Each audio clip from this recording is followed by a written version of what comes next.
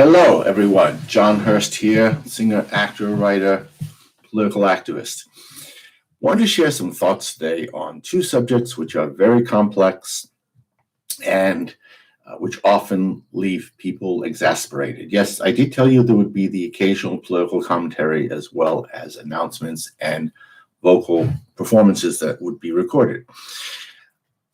Wanted to talk for a few minutes about Social Security and Medicare. I'm currently on Social Security disability because I have bad knees, a herniated disc, glaucoma, and yes, severe clinical depression at times.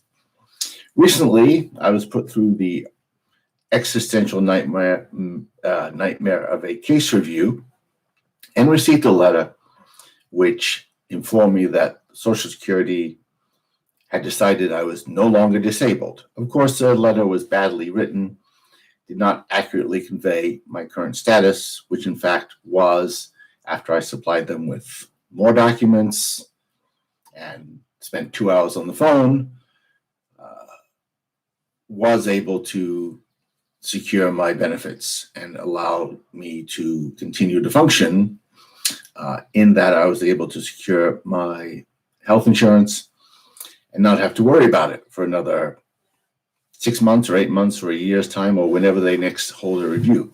But the whole nightmare experience, because as you can well imagine, during this time, it's even more difficult to get hold of the individuals who are responsible for making such decisions, reminded me of how much we need and how badly we need to reform both our healthcare system and Social Security disability in two ways. One, we need to increase the gross amount that people who are on Social Security disability can earn by working part-time. The simple fact of the matter is that Social Security disability does not provide enough in terms of benefits to allow people to live with dignity. I myself had to work part-time prior to being laid off because Social Security disability is based on an old formula, as indeed is Social Security as a whole, which presumes certain things about the modern economy that are simply fallacies. An example of this: Social Security formulas are based on the idea that one's rent is only supposed to constitute a third of your income. Well, no, that's not true. That hasn't been true since, the days of Methuselah, at least not in the Bay Area. And it's certainly not true for areas like New York, San Diego, other expensive parts of the country. So we need to either increase the gross amount that people can earn part-time, or we need to come up with other options.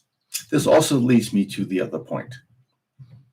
We also need Medicare for all, because the simple fact of the matter is that there are many people like myself who find themselves having to either to scramble to make up the additional funds that I need to pay for out-of-pocket treatments, things that are not covered by my health insurance, additional expenses such as clothes, the cost of food, the cost of copays, the cost of things that may not be covered, and find ourselves in the position of having to either consider exceeding the gross limits, which would then result in the forfeiture of both my benefits and my health insurance, or make sacrifices in terms of what things I pay for and what things I don't pay for, such as do I pay rent and food and my phone and sacrifice chiropractic treatments that keep me functioning, or do I keep the chiropractic treatments and cut back on eating? These are the kinds of choices we shouldn't be making people make. And we shouldn't be making them because they are not necessary, and we are creating suffering that is not necessary. Simple fact is that Medicare for all would solve more problems than it creates. An example of what I'm talking about. Medicare for all, which would be paid for, I suspect, out of FICA payments, which is roughly the way that most European governments do it. They have essentially a tax which pays for a collective healthcare system, would still be cheaper for people like me and would actually make us less dependent on programs like Social Security disability. So it strikes me that it is ludicrous not to have Medicare for all, as so many people have said. Medicare for all allows social mobility. It would ease the strain on already exhausted and at times challenging budgets for states when they have to provide Social Security disability. It would ease the fiscal strain on such programs because people who are working part-time, if they had secure health insurance, might be able to increase how much they work and be less dependent on Social Security disability because they would not have to worry about the loss of their healthcare benefits. So, we create this system and it's a catch-20. Excuse me. Time for a little coffee sip. And it's truly a catch-22 system. It's a system that says to people, we're going to punish you if you take steps to become more autonomous. And the only way you can not be punished is to live in poverty and to be dependent on a system for your health and well-being. Now, people don't do well in those kinds of circumstances. So, and the fault is not theirs. The fault is how we have designed the system. And the fault lies in where we are making our fiscal commitments. So we need to start, one, funding Social Security and Social Security disability effectively and truly give people benefits that allow them to live with dignity. And in cases where they qualify for it, give them disability benefits that are not based on old economic formulas of the 50s that have absolutely no relationship to the kind of economic challenges that we face today. And we need a Medicare for all plan because it would, one, relieve the pressure and the fiscal strain on state programs that are responsible for implementing Social Security disability programs. And again, would allow people more flexibility, more autonomy, and again, would improve the fiscal health of both state and federal governments. I'm going to end with just this last thought, and that is people should know that the strain of constantly having to worry about the loss of one's benefits simply because one tries to be a little more autonomous or to take steps to empower oneself. The strain of worrying about the loss of basic healthcare services for people, not just like me, but for millions of others, is truly exhausting and exponentially probably exhausting for our friends and those people like myself are so blessed and fortunate to have in their lives. And so I would hope that this nation, if we are wealthy enough to protect the fiscal interests of yacht owners and billionaires, would think that it's worth, at the very least, respecting and protecting the mental health and well-being of people who are not billionaires and who are not wealthy. And when you put people with severe clinical depression, and I have that on days, under the stress of having to constantly worry about the loss of life-threatening benefits. I mean, if you put people under the strain of the thought of losing their benefits, you are imposing a degree of cruelty and creating a degree of needless suffering that is truly reprehensible. We can do better as a nation. I know we can.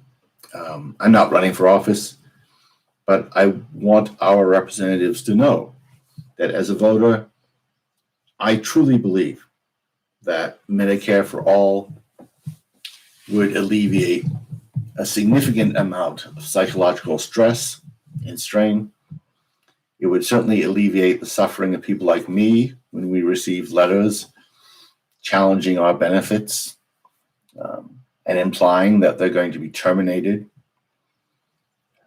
Such letters are experienced as an existential crisis, and I can tell you from personal experience, generate needless suffering. So let's end the suffering.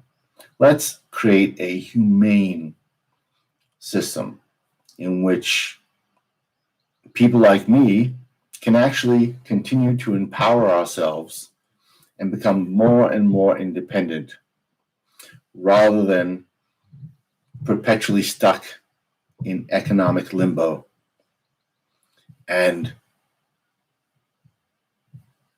end the experience of finding ourselves constantly assailed by existential threats, which can become quite concrete and which, if they happen, and if they do result in the loss of healthcare benefits, in the case of people like me, would ultimately mean the loss of my sight.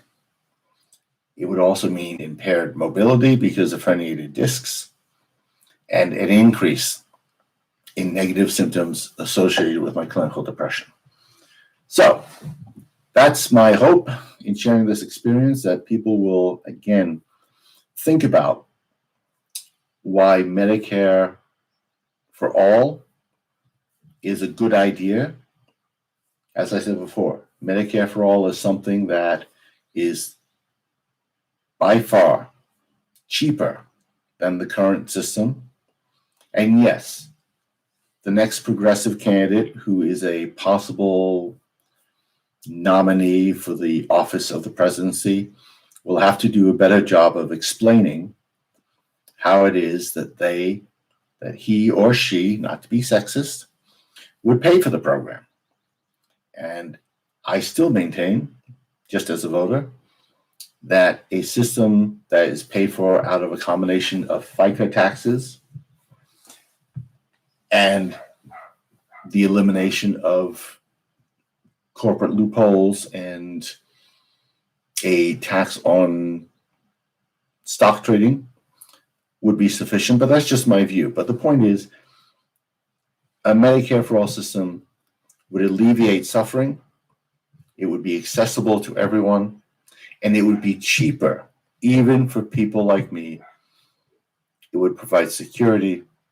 It would allow people like me to empower ourselves and not be faced with the continual struggle to move forward, while at the same time knowing that we could only go so far economically, or quite literally risk our health, our well-being, and our mental sanity.